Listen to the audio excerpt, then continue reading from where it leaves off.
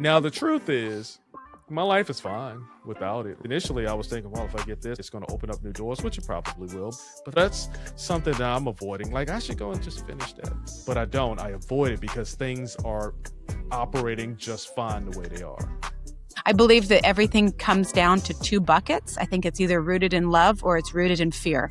If you're feeling jealous or insecure or guilt or shame, you have fear of rejection, fear of abandonment. If it's not rooted in love, it is rooted in fear. And you just have to have that savage self-awareness so that you know which one it's coming from. When you look back in hindsight, everything is 20/20. In hindsight, you make mistakes but learning from it. Hey, welcome back to Hindsight, the podcast. I'm Lee Jones, your host. And sometimes the biggest pivots in life are not the ones people see on the outside. They're the ones that force you to recover, stop shrinking, learn how to receive, and build from the inside out. And today's guest is Anne Karber. She's the author of the Life Hack Playbook. And this really is a conversation about what hindsight can teach us when life breaks our patterns, challenges our identity, and asks us to become more honest about who we are and how we want to live. Good morning. How are you doing? Good morning, Lee. Thank you so much for having me. I'm well today.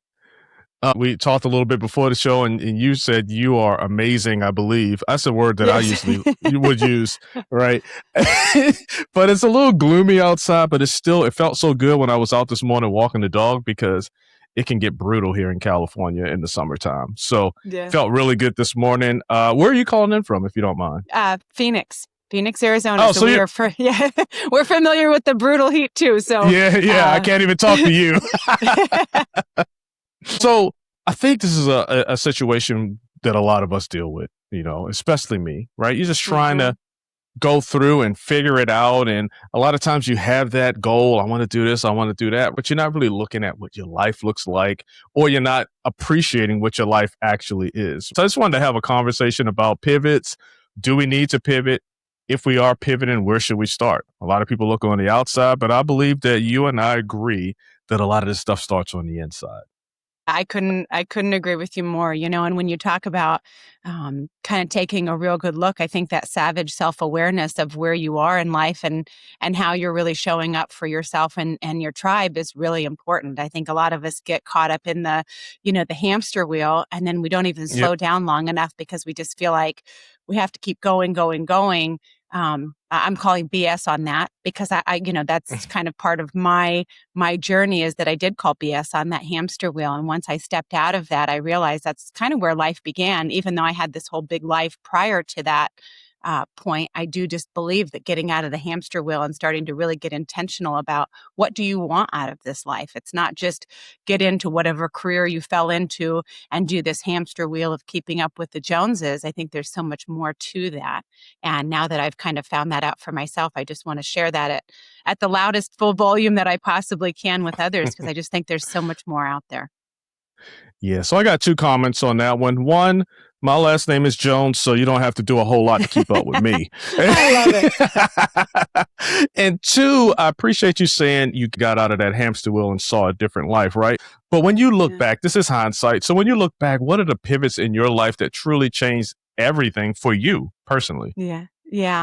For me, about 10 years ago, I had an experience that my sister, who was very close to me, passed away very unexpectedly in a tragic way. And it shook me to my core. I had been in a career path that had always been in construction, very masculine, male-dominated field. I played well in that space. I was very successful in that because I had always been one of these people that was very comfortable in my masculine, very, grew up with brothers, my dad, all of the things that, emotions looked messy and all of that. So when that happened in my life about 10 years ago, it brought this truckload of grief to my front door and I just didn't know how to deal with it. And it spun me out. It spun me out in a really bad way. But when I got to the point a couple of years after that happened, where I ended up going to rehab to get sober because I had just really spun out with alcohol, during that process. It opened something up inside of me. It just cracked me wide open to realize that when you're doing these things, whatever your numb of choice is, you're not fine. I always spent all of that time saying, I'm fine, it's fine, everything's fine. Come to find out that's that was not the case. But when I really was able to take a look inside and say, what am I bringing to the table for myself, for my family, for my tribe, and get real intentional with that, I was able to really start doing the work on myself so that I could show up in a much different way. And so that was such a pivot point for me, and also just understanding that it's important to keep death close in life, because none of us are guaranteed anything. And when someone dies that's close to you in such a, at a young age, where you feel like, oh, they were taken too soon, it's like, no, they were taken exactly when they were supposed to be, but we're not guaranteed anything. I think people think that, oh, we're guaranteed, you think you're going to live 80 years. Said who? If you treat today like a gift, if you wake up and you treat today like a gift and you ask me, how's my day? And it's amazing, right? Because every day I'm living the best day of my life. You keep death close in a way where it's like, I'm not going to take this for granted. I'm really going to suck the most out of today that I can. And I've really gotten to that place in my life. And I just want to share it with others because it's such a beautiful way to exist in this human experience. Yeah. Wow, that is amazing. Not similar with the death, but similar circumstances on just how I perceive life. Like, so I'm in my second half, right? And I'm super calm, but the first half of it was the military. So I did 26 years in the Army. And so now, it's just a different perspective. We should appreciate what we have right now instead of constantly living in a state of complaining or looking for greener grass or whatever the case may be. That mindset, it resonates. And I do try to look, specifically, I try to look at the glass half full instead of half empty when I'm, just looking at things, Yeah. Well, when you do that, you experience life from a completely different perspective. And once you realize that you have control over that, that's where I think the magic lives. There's so many people who come from this victim mentality and come from excuses. And I maintain that I think you either come from a place of solutions or you come from a place of excuses. It's either positive or negative, and you're firmly rooted in one or the other of those two things. I believe that. I believe that to my core. And when you can really change your mindset a little bit to see it from this, I don't have to, I get to type perspective, the glass being full instead of, half empty, that whole vibe, it's a game changer. It makes anything possible. And when you're willing to look and take accountability for whatever your piece is, and realize that if you're living in suffering, if you're living in different things that are not amazing, look at what your part is, because what you'll find is that you have control over your choices that literally built that life that you're living around you, and so that accountability is huge. You are amazing. You are amazing because I feel that, and I look at that, man. In certain things, I will lean into it a little more, right? And it's probably because I do a lot of self-reflecting. I try to do it and understand and not get so irritated with things. And one of the core reasons why is because I'm recognizing that the choices that I'm making constantly in the present right now, like my choice to talk to you this morning, are going to shape my future me. So before you know, a lot of time, I'm not going to go off on a tangent, but it really hit because you try to talk about it, you try to tell it, you try to say it and help people to understand once you realize it in yourself.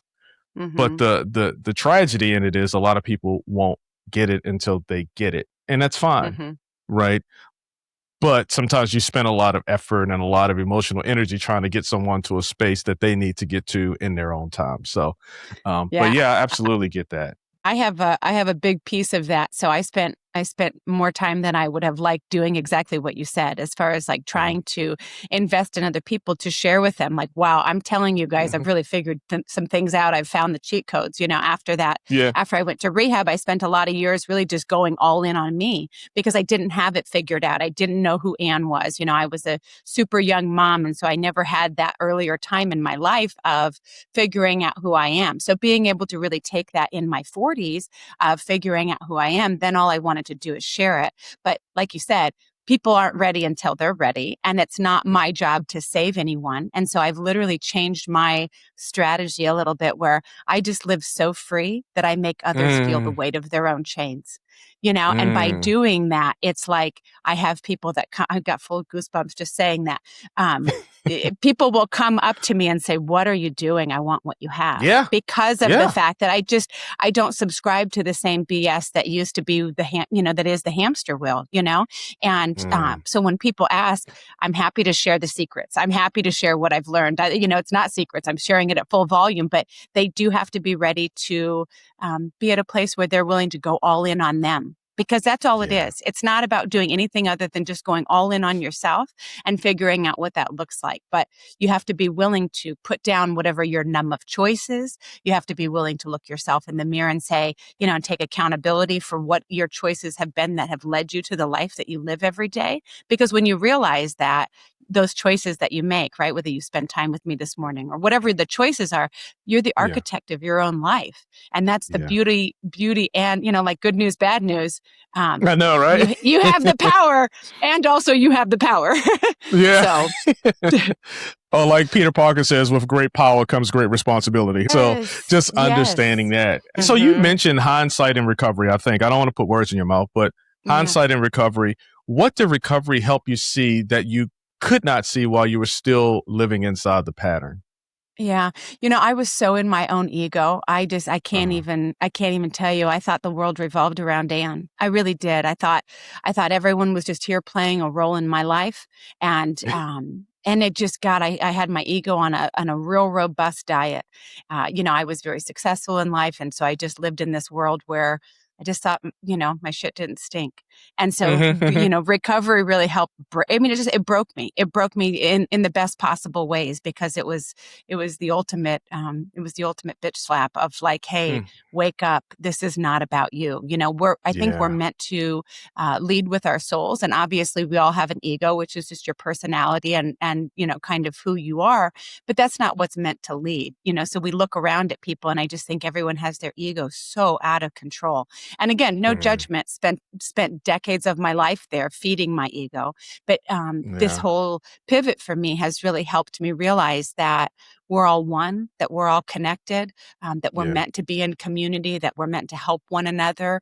The and I have this project called the And Project where I really am pushing this mindset and culture shift about and promoting unity over division. And I think everyone is just so ready for that. But it's like, how can you do that if you're so far stuck in your ego where you don't even realize the and in your own life? I didn't even realize the and in like myself and my partner, myself and my children, myself. It was very me driven. And so opening my eyes to the and is huge.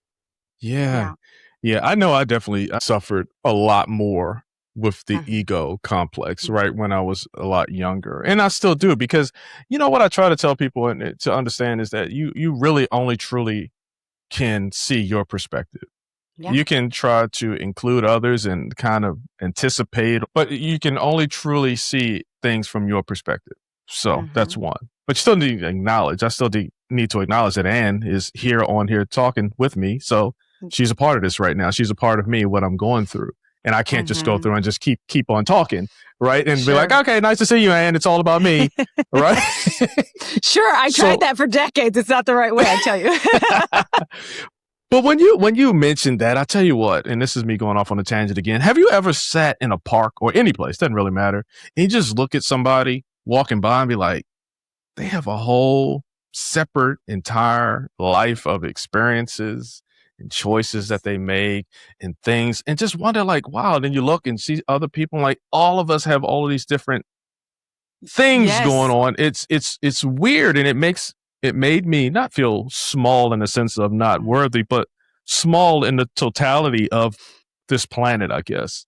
Yes. And when you do, I think it's huge. So one of the things that I do is I have this rooftop deck and I sit out there and I watch the planes go by. And what comes to me is there are 300 people on that plane that have lives just as big as I do. right? Just Yeah. flying over your Yeah. head, right? When you're out at the store, when you're driving in traffic, everyone has just as big of a life as you do, just as complex, just as, a mother-in-law that doesn't like you, or, a kid that's giving you a hard time, or like Absolutely. whatever your complexities are, everyone else is just dealing with the exact same thing. And I think part of that, when you say making you feel small, when I got to that place where I got out of my ego and I realized that everyone else has all of these big, crazy lives, it made me feel like a speck of sand, on the beach in the most beautiful way. Yeah, Because, exactly. because it almost takes the pressure off of me for having to be this big, bold, gregarious, like, have to be everything to everyone. I'm like, no, I don't. No, I don't. Yeah. I have Yeah. to be a good person and do what I can, what I'm led to do to give back and to help be in connection with other humans and all of the things that go into that. But it's a beautiful thing to feel small. I don't think that's a bad thing at all. I think it's actually really No, beautiful. I do Yeah. too. And I just wanted to make sure. See, we're locked in.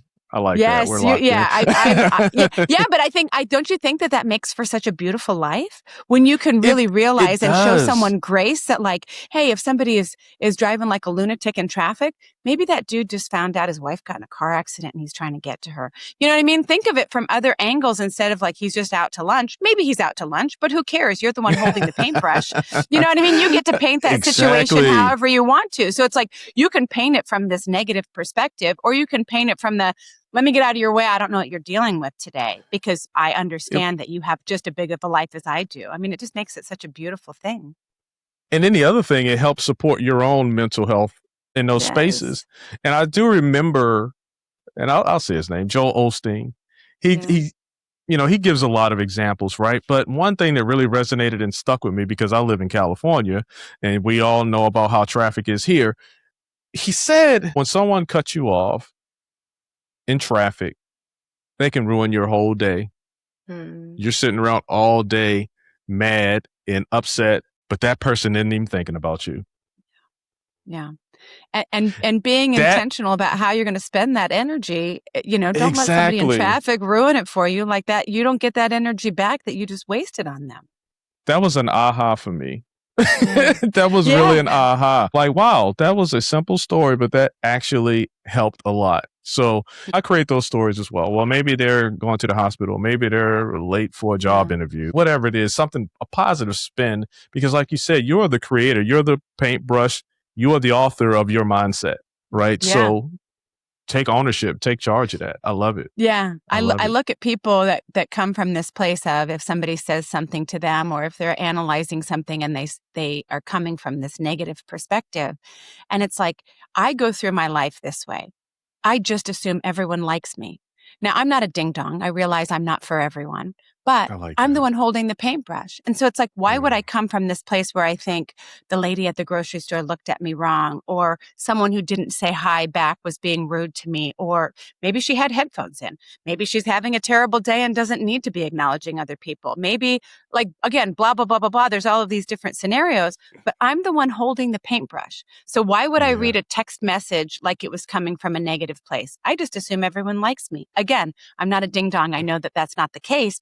But why do I need to spend energy and time trying to navigate who I think does and who I think doesn't? It's like, I'm living my best life every single day because I have these things figured out where it's like, it doesn't matter. That doesn't matter, right? I'm not for everyone. I know that, but I'm not going to beat myself up about it. It's like, I'm a genuine, authentic person who literally does everything I possibly can to give back to the collective, to be a good human being, to be compassionate, to take care of others. I do all of that. I'm not going to beat myself up over whether Sheila likes me or not because I said something. Like, get real. We're adults. Like, let's act like adults.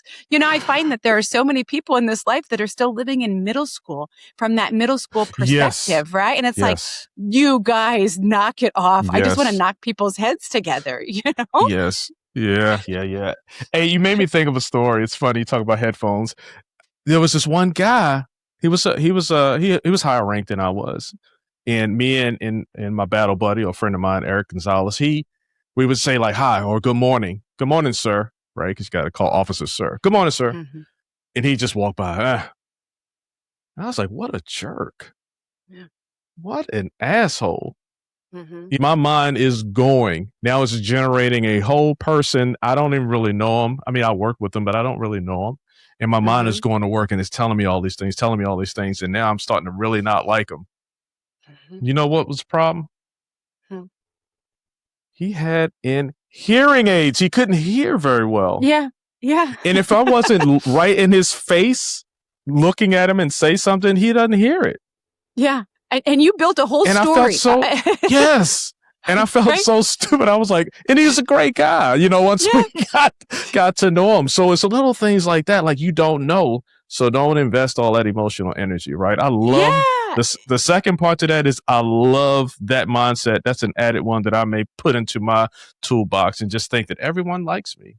Yeah. And just move on from that. It's a lovely place to do it because then you're not having to sift through it. And again, I realize that's not the case. And also I don't care because I get to be the architect of my own life. If I wanted everyone to like me, I'd sell ice cream. I don't. Right. So it's like, just live your life the best that you can. Be a good person, be kind, work on yourself every single day. I look at people and there's this whole stigma to self-improvement or personal improvement. And it's like, why? Well, I'm the direct benefactor every time I invest in myself. My family is the direct benefactor. My kids, right? I'm modeling that behavior that mom is putting the energy and the effort into being the best version of herself that she can. Why would we shy away from that? It's like, I just don't get it. I consume as many podcasts and books and resources that I can to continue to level up. It's like, how can I make this 1% better? How can I be better in what it is that I'm doing, whether it's work or personal or any of the things? Yes, let's hit, that hits differently than I'm just picking my numb of choice, triaging through my crappy hamster wheel life because I can't figure it out because I'm not willing to take accountability for my actions. Like, wake up, you guys. Wake up. We got 90% of the population that's in airplane mode. You guys realize it's way better on the other side, right? I'll show you. I'll show you the way. Like, I'll show you the way, and it's not as complicated as people think. It's just simple stuff. And I tell you what, I could go back and forth with you all day. This is amazing. Thank you, first of all. So you started off at amazing, and I think we're leveling up. We're getting that 1-2%, right? We're leveling up. But I am going to ask a question. But how does a person, from your perspective, know, and maybe just from you, like how did you know? But how does a person know when they're not really living freely, but they're still surviving in a more socially acceptable way? If you even are asking the question to yourself, know that that's a thing, right? If it isn't a hell yes, I'm going the other direction, that I am living my freest life, know that there's room for improvement, right? It's like my husband says, when he goes to play poker, five, whatever, not blackjack, but like whatever the higher level poker is. And he says, if you're looking around at the table and you're not sure if, who the chump is, you're the chump. Because I heard that, because it's like, if you're not sure, you are, that's you, right? So just know that, right? If you're not sure if you're in the hamster wheel, know that you are, and I think people know. I think people largely know that they are, because if you feel like you're just getting through the day and you get to the end of the day and you don't have any energy and you're just trying to like triage your life, you're in the hamster wheel. You're in airplane mode. You're one of the zombies, and we're not meant to do that. But we have such easy access to our numb of choice, whatever that is, right? It can be booze or drugs or food or doom scrolling or TV. It's like I look at all of these people who just constantly have noise. Yeah. That's not where the quality of life is, you guys. It's not. And I realize that it takes work to get, to shut that noise off and to get reconnected with yourself. But we're meant to be in connection with ourselves. I believe that that's where the big guy lives. I believe he doesn't live in an old building that we call churches. I believe he lives in each one of us, right? And we're not connected to him at all. We're not connected to our gut.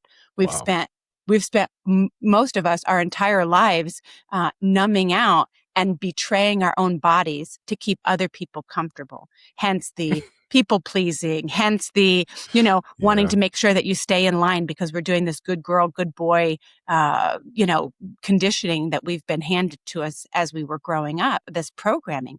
That's not life, you guys. I'm here to tell you that's not life. And I don't think that that's what the big guy wants for any of us, no matter who your big guy is, right? Like I say the big guy, that just happens to be my higher power. I'm not organized religion. I'm not into any of that stuff. That's just who my higher power is. And I think we all have that, whatever your version of that is.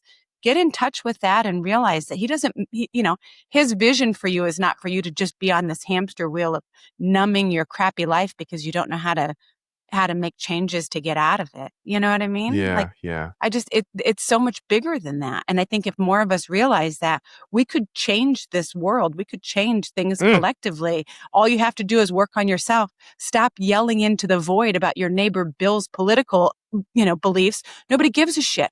Nobody gives a shit. Work on yourself. When you do that, it literally levels everybody else around you. And that's how we rise. That's how we rise collectively. I didn't mean to take you to church here, Lee, but I was 2 seconds away from saying preach.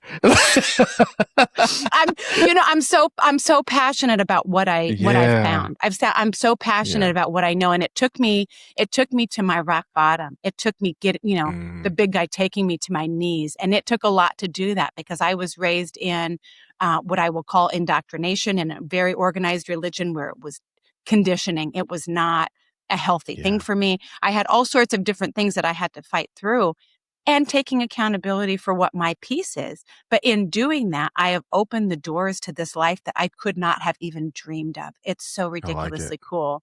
So it's like now I just want to help other people find the way, find their own way. I know you say you're working on yourself and you've crack the code on understanding, right? Like I can't worry about everybody else. Everybody likes me. I can't worry about it. I'm trying to make sure I get the right person's name. Is it Plato's Cave? Yes. I know exactly. So what you're how does that make, like you've freed yourself from the cave and you see the actual people walking out there and not the shadows. Yes. So how does it feel when you try to go back in there and tell the ones who are still locked in that cave or locked in that hamster wheel, like how beautiful it is? Like we're talking about it. But does that get frustrating when they're not resonating with what you're putting out? Yeah, it is super frustrating, and it's really sad to me because I have people in my life who are not. They just don't see it. They can't see it for themselves, and I have to. This is something that I've worked on the last couple of years. I have to be able to walk away from that because I realize that I can't afford to spend energy on people that aren't ready. And so you have to come to me. I shine my light. I do my thing, right? I have my energy and my positivity and I bring that wherever I go. And then if people are interested in that, they'll plug into me. But I can't go outside of my lane anymore. I used to do that. I used to be a very swerving in other people's lanes because I just thought that I could help them. And now I just can't do that anymore because I realize that the trade-off for that is I can't do the things for people that are ready to be able to make changes in their own lives if I'm out of my lane trying to convince people that I have a better way. I don't have to convince you. Either you see it or you don't. I look at the people that are at my table of life and every single one of them is leveling up through the roof because they're saying, I see what you're doing and I want to know. And so then I'll just share with them whatever it is. And it's, again, simple kind of stuff. It's not anything crazy, but it's all of these things that I just don't think we were taught. For me, I wasn't modeled that behavior growing up of boundaries, of staying in my own lane, of really taking care of my own stuff. In the book that I wrote, it's simple because I'm a very visual person. And so it's all of these concepts of things that I've learned over the last 10 years of working on myself, but through this silly filter that I call the Anne filter, because it's realizations of like a yes to someone else is a no to me. Just realizing those simple words makes you not want to necessarily be a people pleaser because you're doing things to keep someone else comfortable in a perceived expectation and disappointing yourself in the process. And it's like, that wasn't the assignment, you guys. The big guy only gave us ourselves to take care of. That doesn't mean you're not taking care of other people in the process, but if you don't put your own mask on first, you're just giving resentful, crappy energy that nobody wants anyways. So it's like that's Yeah. the point of going inwards on yourself and figuring yourself out, because that's what's better for the collective and for your tribe anyways. If you ask Yeah. my family, my friends, my husband, any of the people in my life, hey, which version of Anne do you prefer? The one from a couple of years ago where she only took care of herself, or the one where she got selfish and took care of herself and is now giving from abundance? And I'm telling you, Mm-hmm. everyone will pick this version of me, hands down. Hands Yeah. down. And this is the version that got selfish and figured out myself and got in tune with my knowing and, what my purpose was and am at peace instead of Yeah. whatever it was that I brought to the table before. I tell you, great example. We talked about the airplane, people drop, flying over your head. What they say, put your mask on first before you try to help anybody Yes. else. It's You have to small do messages that. like that everywhere. You have to take care of Mhm. yourself before you can take care of anybody else. So, great messaging. Great. I'm so passionate. I'm so passionate about the Yeah. things that I'm doing because I've just watched as it's changed my entire life. Like, I lived a really great life before. I've always been a hard worker, a successful woman, like all of these things. But I look at the comparison between then and now, and it was like Yeah. a 4 to a 10. Yeah. It's like living in Yeah. black and white to color. That's what I feel Color. like now. Yeah. I know. Ultra HD. Yeah, I Hey, know. but I They know, move so fast. I know. But what resonated with me is that you said that you take care of yourself first, and you still take care of others, but you can't waste that emotional energy on trying to get them to where you are until Yeah. they're ready. And I always call it just planting seeds, Yes. because they hear you, they get it, right. They're just not ready to move in Yeah. that space just yet. And when they're ready, they will seek you out.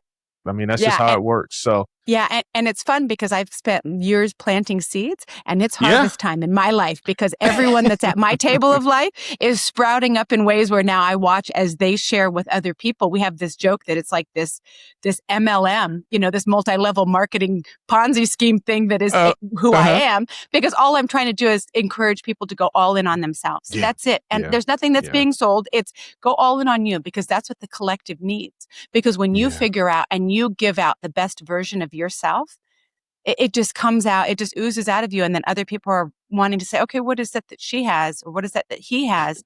I want in on that. And all it is just taking care of yourself and giving from abundance, because then you figure out where you plug into in the collective, what calls to you, right? Maybe that's, whatever your charity or whatever your cause is, whatever makes you passionate, whatever your highest excitement is, you chase Right. that when you're in alignment with yourself instead of just being in the hamster wheel. So that's all I'm encouraging. But then to watch my people in this harvest time of them, then, them sharing it with other people is just like, wow. I mean, it's just, it's a beautiful thing that's happening in my life right now. You speak about harvesting. Yeah. And, another part of planting those seeds is also planting the seeds in you. So going out, experiencing new things, learning. You talked about podcasts and books, and just the other day, I mean, I had 3 instances just recently, and I love to learn something new every day, which is amazing.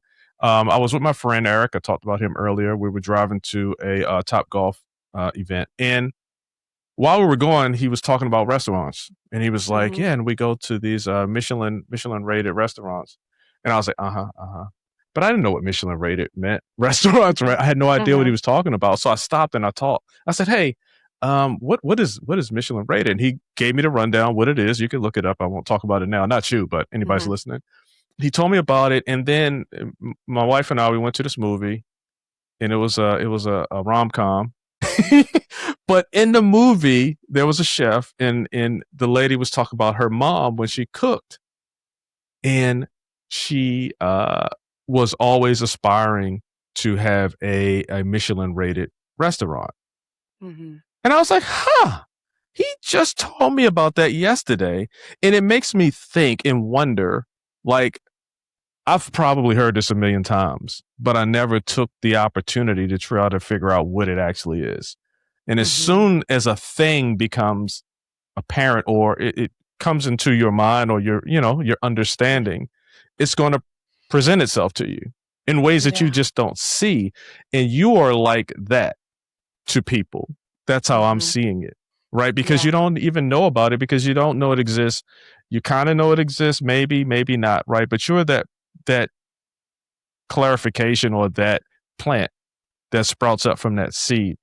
What do you think about that? I know I should use a whole lot of words. It's hard to explain, but it's crazy how it works like that, though. It is. What it brings up for me when you say that is just the expanded consciousness. When you realize that is that's easy words. Yeah. Well, it's the same thing, but that's the beautiful thing about explaining it different ways, because some people will get it from different words. Right.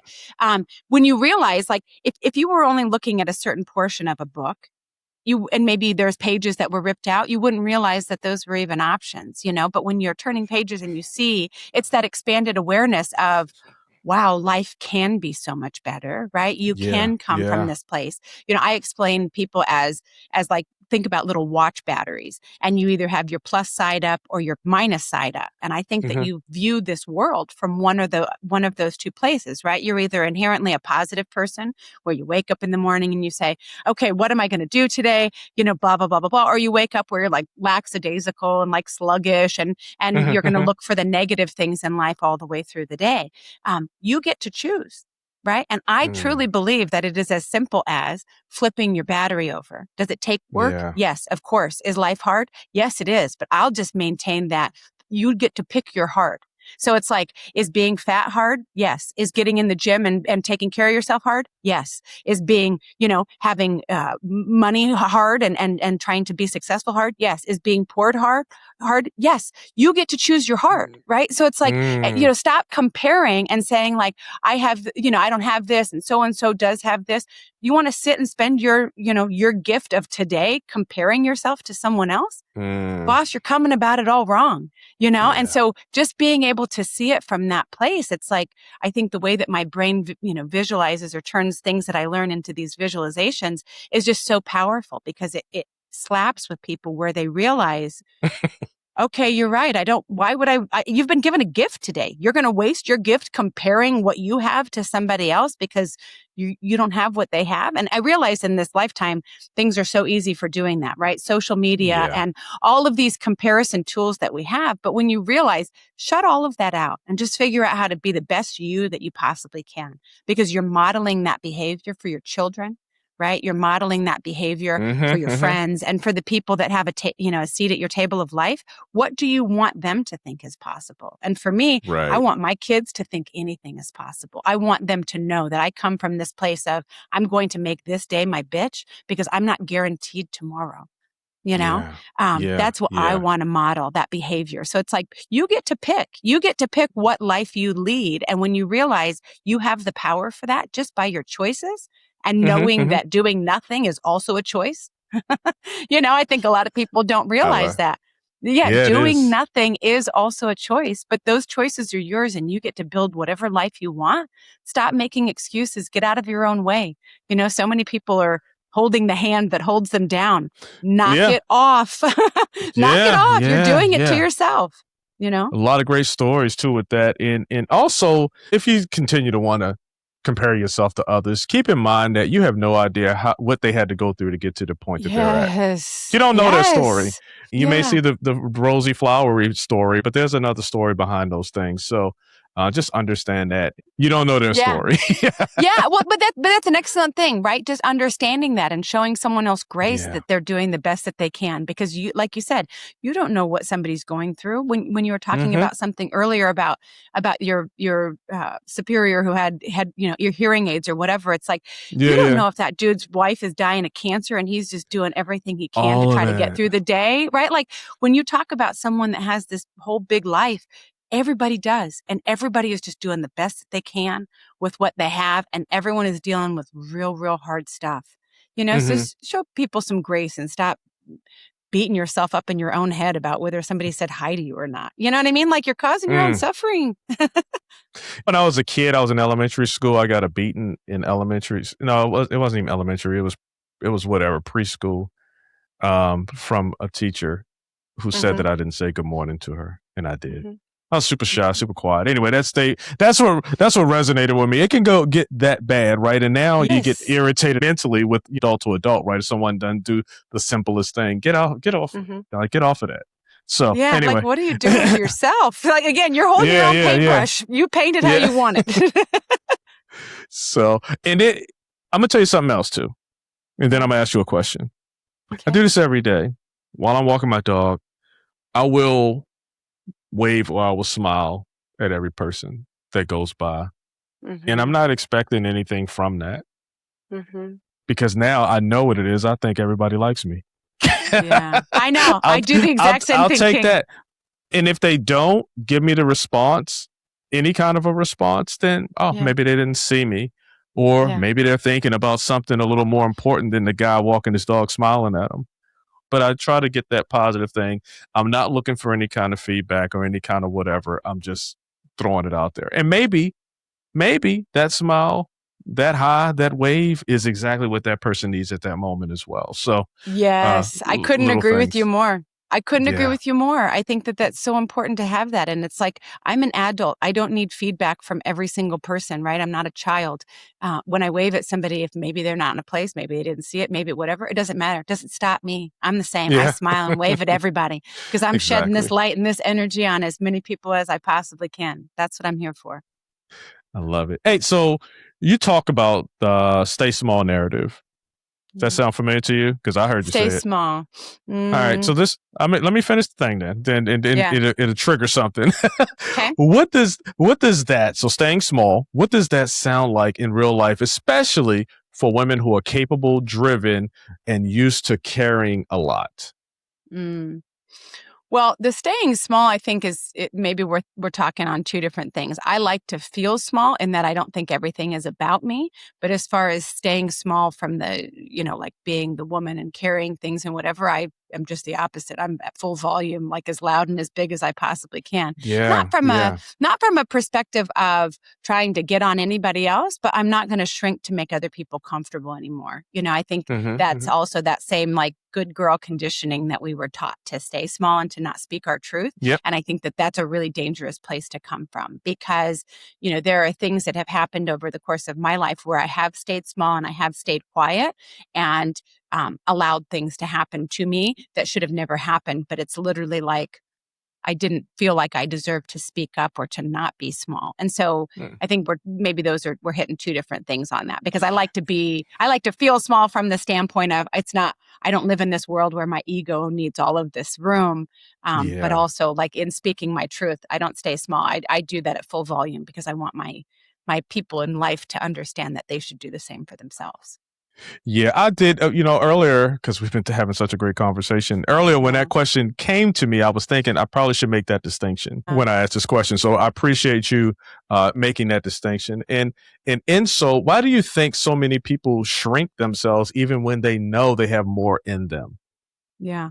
I think it's that same conditioning for stuff. I work with Conditioning. women. Yeah. I think I work with these women who they're afraid to take up space, right? They don't want to be judged. They don't want to have where they say something that's wrong or that they're weird or not palatable for other people. And to me, I say we're not meant to be palatable for other people. Like, and you don't have to get crazy and puff up, but you also don't need to shrink. Like, literally figure out what that balance is for yourself to be your authentic self at full volume. Speak your truth. I think that when you do that, it gives others around you permission to do the same. And we need that, not from this egoic place, not from this, oh my God, look at me, but from this is my truth, and speak up. Don't sit there and eat shit politely with a knife and fork. I don't think we're meant to do that. Yeah. So what do you think staying small costs a person over time? Oof. Everything. I would say, the first thing came to my mind was like regret. And people like to say, I don't regret anything because if anything was different, I wouldn't be who I am right now. Right. I get that. I mean, that's a cool answer. Right. But honestly, no, we carry regrets. So when you don't speak up, I think it costs everything, right? Because again, it's like our bodies keep the score. And so when you just stuff that down, you stuff it down, that's what I think you numb on top of, right? Is just your truth and you're not speaking up for yourself. I think it's a really dangerous place. What do you risk? Everything. Everything. You'll get to a place where you'll literally just snap because you can't stuff any more down, know? Yeah. Hey, so you were a person in your earlier career where you were a go-getter, I'm assuming, right? You said you were in construction, you were able to you worked hard and you earned what you got. right? Mm-hmm. Do you think that some people become so used to, and I'm not saying that you were proving yourself, but Yeah. so used to proving themselves that they do not know how to simply receive? 100%. Yeah. And that's Yeah. something for me. I'm 48 years old, and I am just at the place in the last year or so of really figuring that out, because that's part of really balancing my feminine and masculine energy, right? I think everybody Yeah. has a balance of feminine and masculine energy. And excuse me, and the receiving piece of that has been something that has been really hard for me, because I'm Mm, always the one that has spent years and always just proving. I grew up really, my family was poor. We lived in South Dakota, and there was, I have 5 siblings, or 4 siblings. There was 5 of us total, but we had the opposite of money. And I really thrived on proving myself that I could really make something of myself. hmm And that does get in the way of the receiving component of it. But it was explained to me really, really beautifully recently by a woman who said, if you don't receive, you can't recycle that, right? She really described receiving as being able to have a bigger bandwidth to be able to give back to the collective, right? And so Yeah. I was like, Yeah. okay, queen, I see you, right? I needed that. I needed that visualization for myself, because receiving felt so, so guilty to me, so shameful to me to be receiving when I have so much. But it's like, Yeah. we're all meant to have that cycle and that circle, and being able to continue to give back. And so it opened my eyes a little bit to work on that receiving component for me. Yeah, and just a little deeper in that, why do you think receiving is really so uncomfortable for people like yourself who are used to earning, pushing, and holding everything together? Yeah, the only thing I can come up with is that just wasn't modeled for me. It's Got you. that behavior. We were so, especially as women, like, give back, do everything. My mom was the martyr of just give until you're completely empty. And it's like, Yeah. we all know that that's not how it's supposed to be, but that's really hmm hard to break when that's the behavior that's been modeled to you. I think it's See it why a people lot. should Yeah. understand, yeah, like, what you're modeling for your children, make certain that that's what you want them to take away, because they don't just, they don't listen to what you say. They watch what you do, and they watch what you do Mm, all the time. So for me, mm, it's like, I want to put myself first, and do that in a way, because I watch them do that then for them. It just turns into this whole beautiful thing, instead of just living in this martyrdom of, I have to give until I'm completely empty of a shell of a woman. We're not meant to do that. We're not meant to live like that. Put your yeah. mask on first. Yeah. All right. So I'm shooting them off now. Yeah. Yeah. What? So, okay, you got drive and you want to do well and you want to do this, but what's the difference between like a healthy drive and a kind of drive that is really coming from fear, pain, or survival? Yeah. Well, I've definitely lived in that for sure. Okay. I Yeah. think part of that is just, you have to be able to have kind of a savage self-awareness of where it's stemming from. I I think believe that's that what it's all everything about. is Yeah, Yeah. I believe that everything comes down to 2 buckets. I think it's either rooted in love or it's rooted in fear. And you can look at all of those low vibe emotions that are rooted in fear, but you have to be willing to look at that, right? If you're feeling jealous or insecure or guilt or shame, you have fear of rejection, fear of abandonment. You can look Yeah. at all of those things, and it's like, if it's not rooted in love, it is rooted in fear. And you just have to have that savage self-awareness so that you know Mm. which one it's coming from. So, Yeah, yeah. I think a lot of this stuff really boils down to self-awareness and just understanding who you are, what makes you tick, what your triggers are. And it takes time, right? Because that, like you mentioned, it's programmed in you. When you need to yeah. update your operating system, it just Yeah, is what it exactly. is. That's a It great just that's is. a great way to look at that, though. The operating system, I think people don't realize that. It's like, you're still running Windows 95, boss. Like, Yeah. we're in 2026. You're trying to do a, Windows 95 operating system. Knock it off. Right? Yeah, We have to be yeah, able to open our eyes and see that. And is it hard? Yeah, but it's so incredibly rewarding to be able to get real curious about yourself and what you're bringing to the table for yourself. yeah. And to continue to always do it. Continue to always Yeah. explore who you are and Yes. develop that relationship with yourself, right? It's hard Yeah. because you're going to default back to that old operating system from time to time. But when I'm sharing how I go about looking at things, it's that the real power is that when you come to those crossroads, a choice, a decision point, you know that you have a choice and you don't have to default back to the old operating system. You have a choice and you may choose like, well, the better way is to do it the old operating system way. Mm-hmm. It may just work in that situation, right?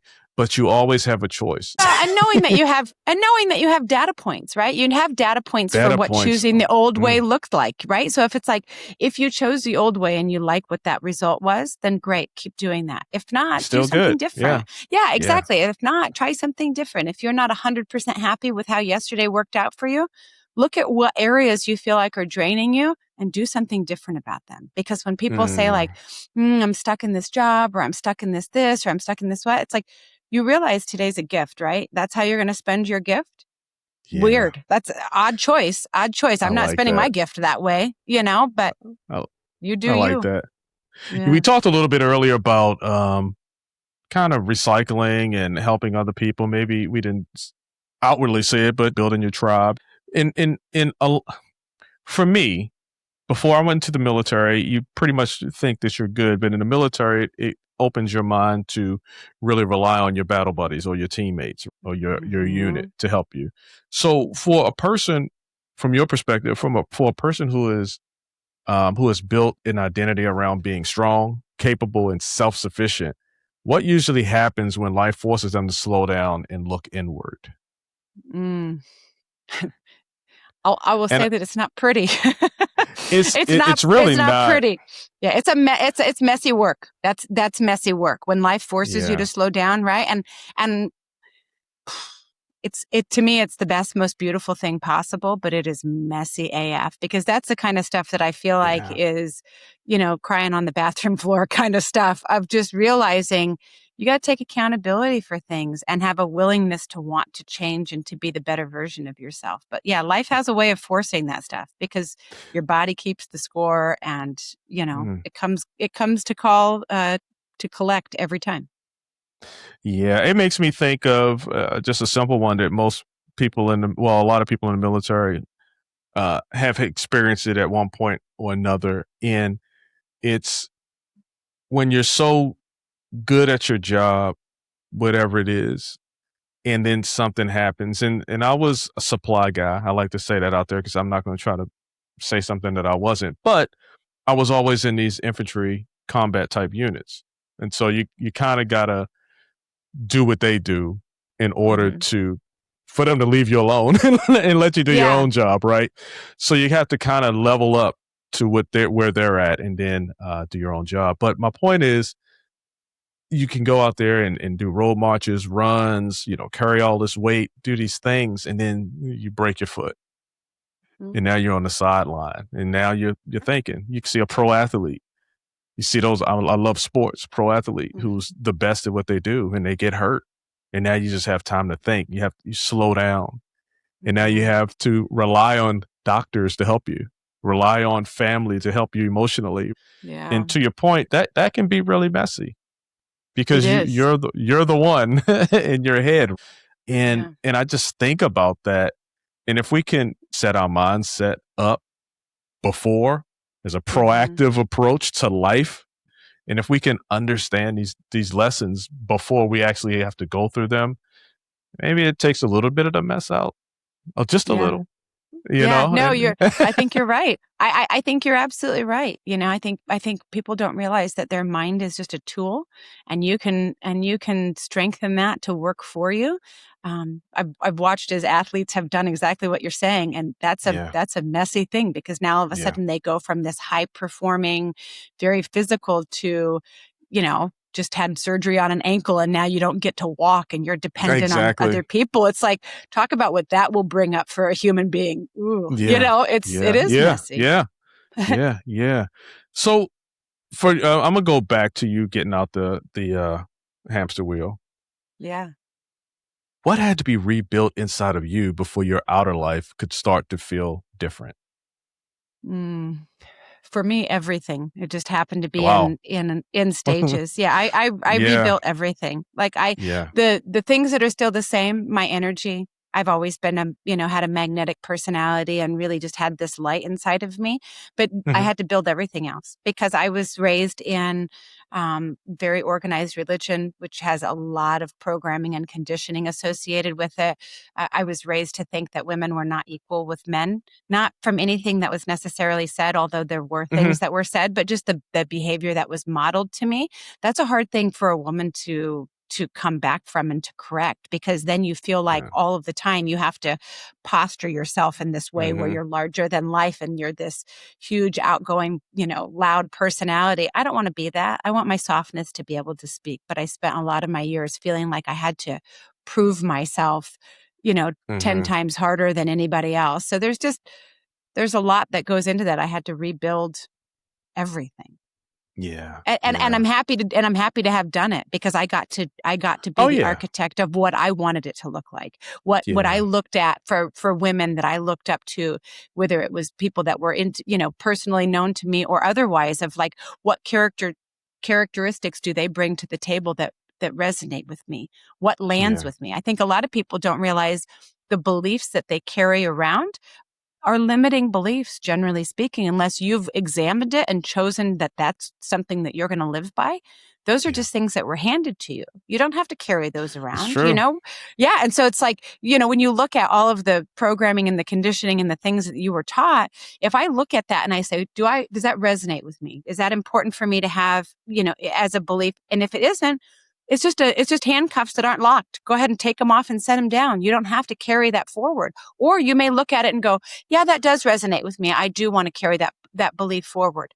Excellent, right? Yeah. But you have to be willing to look at those things in order to make those decisions. I tell you what, I'm laughing. This is a funny one. Superstitions, right?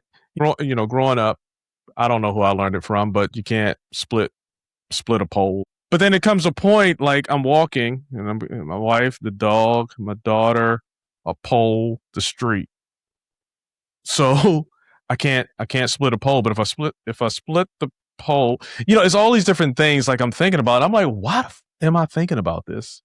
This is Yeah. stupid. You know what I'm saying? So superstitions are, some of it is rooted in some sort of reality back in the day, but most of it is Mhm. just some ridiculous stuff. It's just Yeah, like, it is.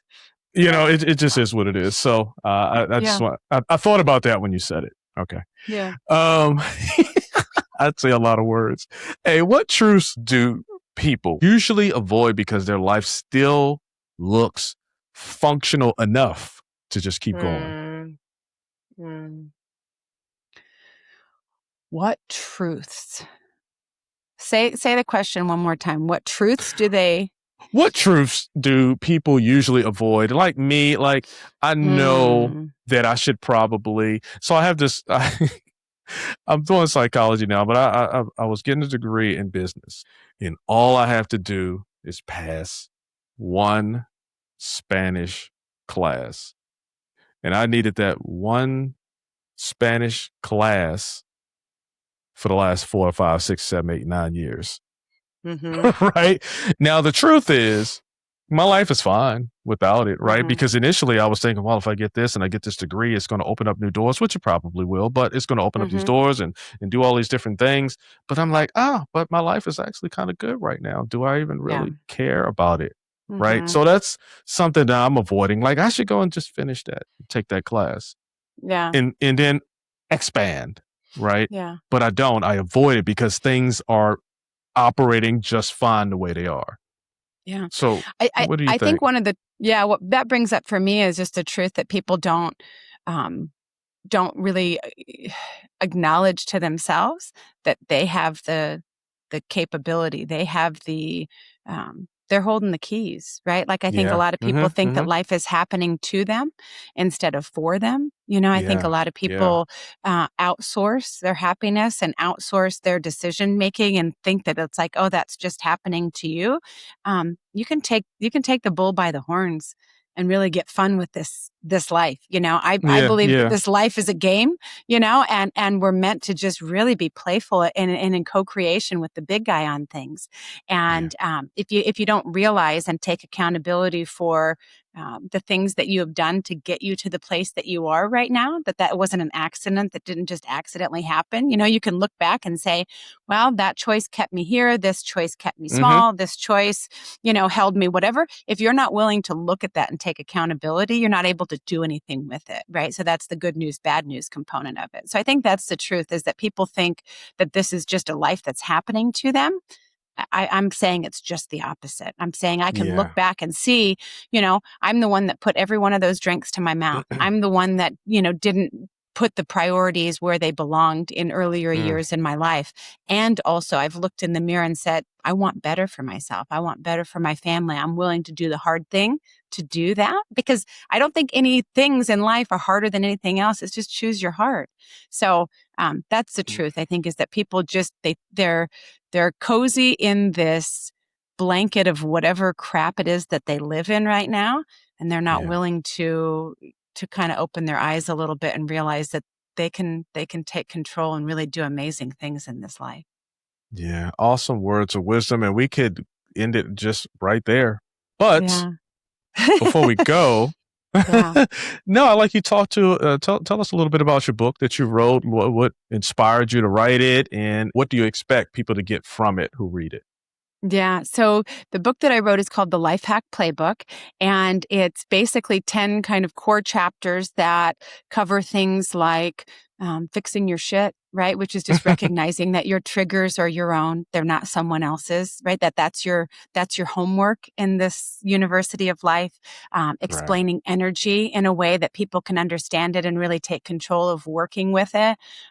Boundaries and staying in your own lane, understanding perspective and the fact that what's a 6 to you is a 9 to me, and we're not meant to all think the exact same. So why are you spending so much energy on, trying to convince someone else that you're right?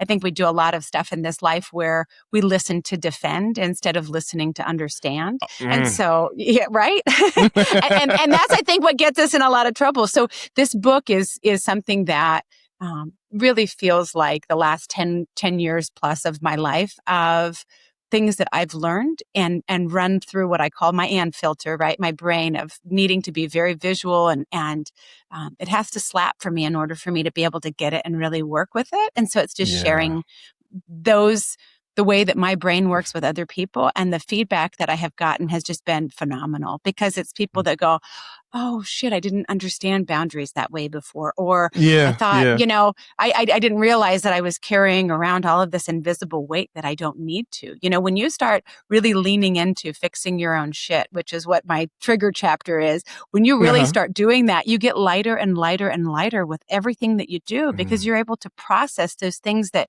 you didn't even realize you were carrying around, but it is like carrying around all of this invisible weight and then wondering why you're not as effective with your goals or where you want to be in life. It's like you just need to be able to open your eyes to that work needing to be done, and you get lighter and lighter and better with everything that you do. So the book is just something where I just feel like I was called to put it out there, to be able to help people understand and take charge of their own lives, because it's, God, this life is an amazing gift if you see it that way, and you can do anything that you want. So where can we get this book from? And then also, where can the watchers, the listeners, learn more about what you're doing? Yeah. So you can get the book on Amazon or on I have a podcast called Let's Get Naked. You can get it on that website as well, letsgetnakedpodcast.com. And then you can learn more about what I'm doing on my website, annekarber.com, or check out the podcast, get a copy of the book. I'm moving forward with this AND project, which is, again, kind of the unity over division, and really promoting that as a culture shift, because I just think we're all primed up and ready for it. I think everyone is so tired of the division over just silly stuff. I think everyone is done with it. So let's move together. United we rise. I believe that. Yeah.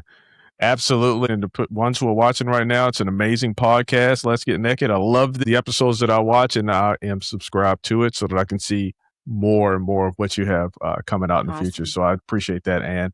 And also, I just want to thank you. You know what? I'm not going to outro yet. I'm going to give you like a minute or two. Is there something that I didn't ask, or something that you'd like to give to us some words of wisdom? Yeah. I think the biggest thing that's coming up for me when you ask me that is just if you're listening, understanding that you're enough, that you're worth doing the work for, that you're worth putting in the energy and the effort into making yourself the best version of yourself that you can be. And I just think a lot of us were given conditioning that just pushed us in other directions that keep us from being really in touch with ourselves. And I think when you do get in touch with your gut, with your knowing, with who you are at your core, everything just opens up in such a beautiful way. We've just all spent so long with trauma and with conditioning and with programming and stuff on top of who we are at our, who our nectar is, what our knowing is. And you're worth doing the work to get back to that, to get all of that gunk cleared off and set down that invisible weight. It's powerful. It's powerful stuff. I can't even put words to how different my life is, how amazing my life is, how full it is, and how plugged into the simple things I am, right? Being in nature and being with my family and being with my kids, not listening to all of this crappy noise that's out there that tells you to compare and that you need to keep up with the Joneses and all of these things. It's like, that's not where it's at, you guys, and you're worth putting the work in to figure that out. Yeah. Well said. Well said. All right. And thank you so much for an honest and very powerful conversation. It resonated with me. You had my mind going all over the place, just wanting to jump in and just give examples of, I felt that way too. Right. Yeah. So, and I think a lot of people listening heard themselves in this one as well. And for the person who has been surviving, staying small, or carrying more than they want to admit, I hope this episode gave you something real to reflect on and maybe even the courage to rebuild from the inside out. And I thank you for tuning in to Hindsight, the podcast. Be sure to subscribe, follow, and share this episode with someone who may need it. I'll see you next time. That's Hindsight.